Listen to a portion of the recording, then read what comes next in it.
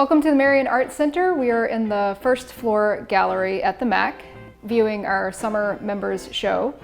This show runs through Saturday, September 26th, and features over 100 items by MAC member artists. So each member is allowed to submit up to 2 pieces for exhibition, and we have 2 floors of gallery space, and you can see it's quite full. And we also have 6 pieces that are on display at the Marion General Store in the window. I'm standing here with Mary Cosme. She is one of our Marion Art Center members and an artist. She has 2 pieces in our summer members show. So Mary's going to say a little bit about her work and introduce you to her process. Thank you, Jody.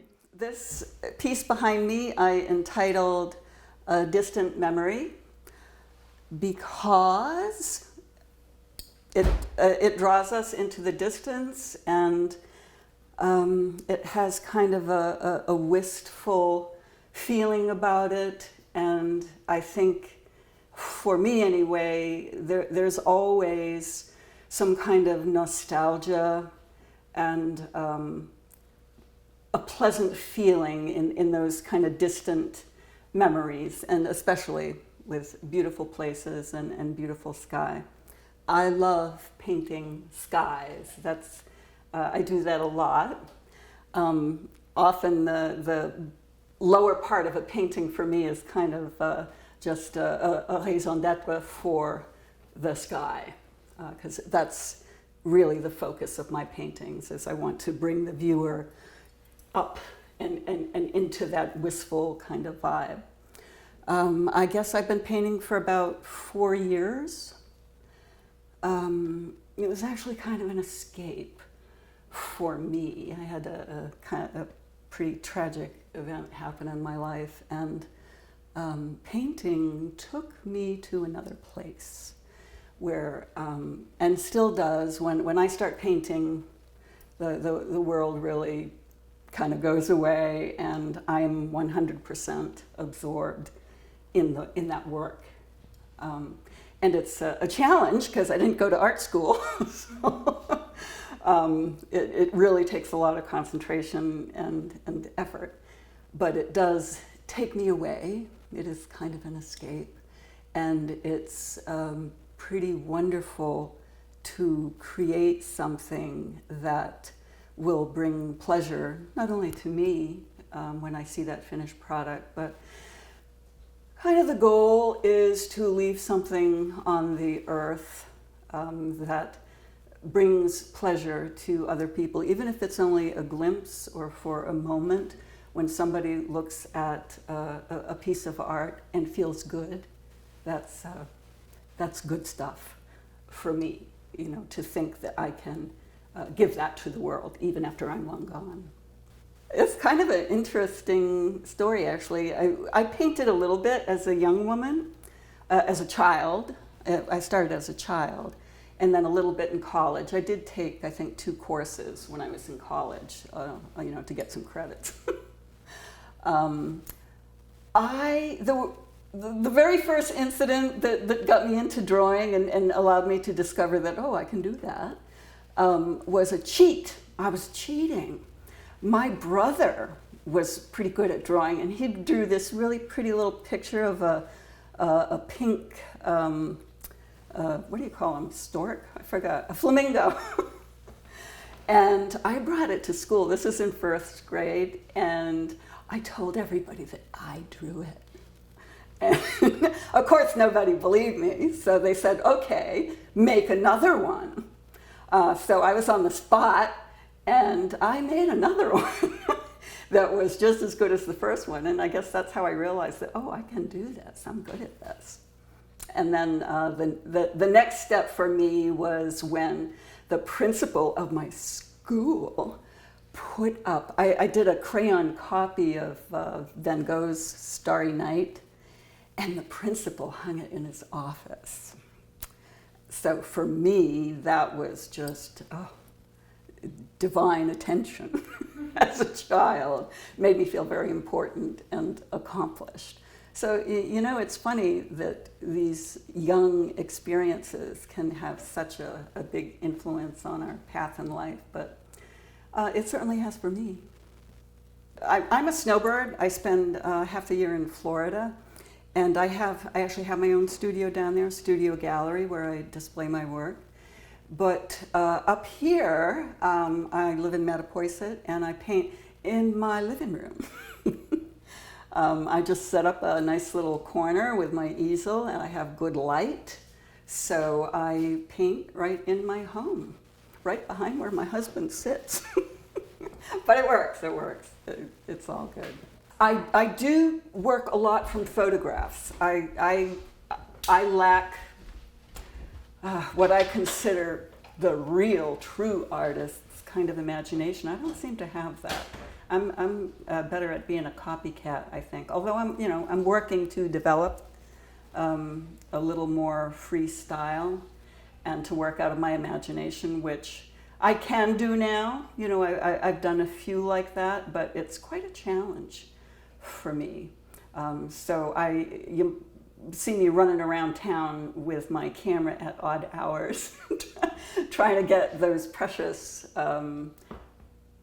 shots of sunrises and sunsets, sparkling light on the water. Those are the things that I try to capture, and I try to capture them just as I'm going to paint them, which is fun. It's just a fun kind of activity, even just the photography bit of it. And I just do it with my iPhone. Takes really good pictures. I work predominantly with oils. I tend to paint large. Down south I have a lot of larger paintings. Why do I do that? I'm not sure, because sometimes they're downright torturous. I just discovered, because the MAC does this show called Small Works on the Wall, I tried my hand at doing really, really small little paintings, and wow, that is gratifying, because I can have a finished product inside of 3 hours, which is pretty awesome when you spend 2 weeks of intense kind of, sometimes it's actually a little torturous, you know, when those big paintings don't come out quite the way you want it. And you're not a real super pro, so you just got to figure it out and redo it and redo it and retouch it and retouch it about 1,000 times. I have sold a few pieces from my gallery down south, and I sold a nice one from Roger's gallery in Mattapoisett. I actually set a record there, or so they said. They put a larger painting in the window, and it sold within 24 hours. That was a nice validation for me, that really encouraged me to keep at it. So yeah, I call myself an artist now. I have 2 works here right now. There is this one, A Distant Memory, and I have one upstairs entitled Of the Heart. And the reason I brought, I knew I was going to bring this one for this show, and I produced the other one upstairs especially for this show because I wanted a total different palette. Here we have a lot of light, airy blues. Upstairs, Of the Heart is really of the heart with a lot of red and fire and yellow in it, to kind of convey the passion of the heart. And it would be a nice contrast to this one here. In this day and age, you know what? It might actually be easier to make a living as an artist because of social media. You can advertise your work all over the world, you know, from your living room or your studio. And there are companies out there, that's all they do. They sell your art for you. So I guess in many ways it's easier. But, you know, to get started, I certainly would want to have another source of income. But if you really want to market it and you're good at what you get to be good at what you do, some people make a very fine living as artists, and it's certainly kind of a fun lifestyle. When I was younger, I originally started with people. I drew people, portraits. That was what was most interesting to me, I guess, as a young person. And again, I found that I could do it, so I did it. But now I love this, I don't even know how to describe it, the feeling that these skies give to me of, I guess it's kind of escape into something of a higher plane. Maybe that's why I'm so drawn to it. But I do expect that once I really master this subject matter, that I will go back to figurative work, because I do love, I really enjoy seeing other people's figurative work when it's interesting and thought-provoking. I don't think anybody really wants to see just a plain old portrait anymore to hang on the wall. We can take photographs and hang those on the wall.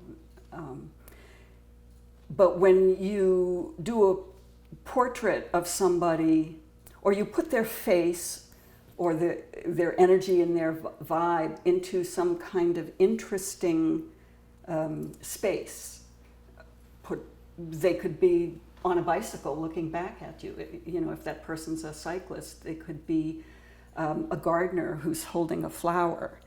And it doesn't, I prefer work that isn't really too realistic. My ambition is to move quite away from realism, much more into impressionism and abstraction, because I just find those more interesting. Because, as I said, I feel that the realistic subject matter, you can just take a photograph and put a beautiful photograph on your wall if that's what you want. But I find the more impressionistic and abstract pieces to be more thought-provoking, more interesting for me anyway.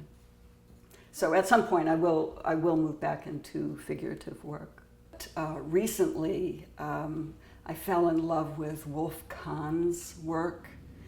He does a lot of these kind of woodsy forest scenes in hot pink and like fluorescent green, crazy colors that make no sense, and trees that when you actually look at them, they don't make any sense either.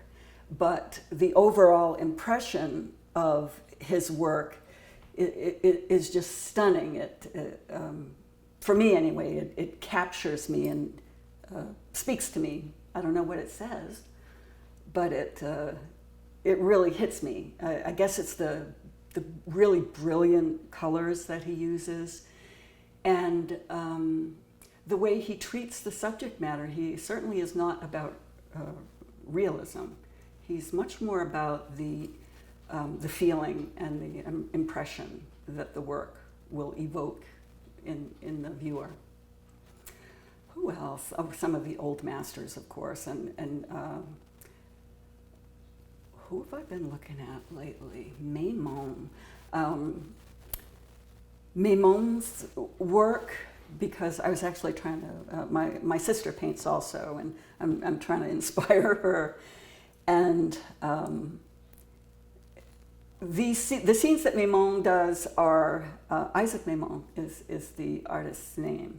He does a lot of cafe scenes especially with women with big fancy hats and interesting clothing, really brilliant, lots of primary colors, and really lively, active paintings. I'm actually going to try doing that style for a project I'm doing down south. We're going to invite people for a tea party and do a photo session, and then we're going to do a show with these Maimon style, or who's the other one? Tarquet, similar styles. Modigliani, just, they're so weird and They convey a mood. Modigliano's women in particular, with the really long necks and the kind of elongated faces. Even though they're so simple, some of them are almost cartoonish, but he was still able to convey a very distinct feeling.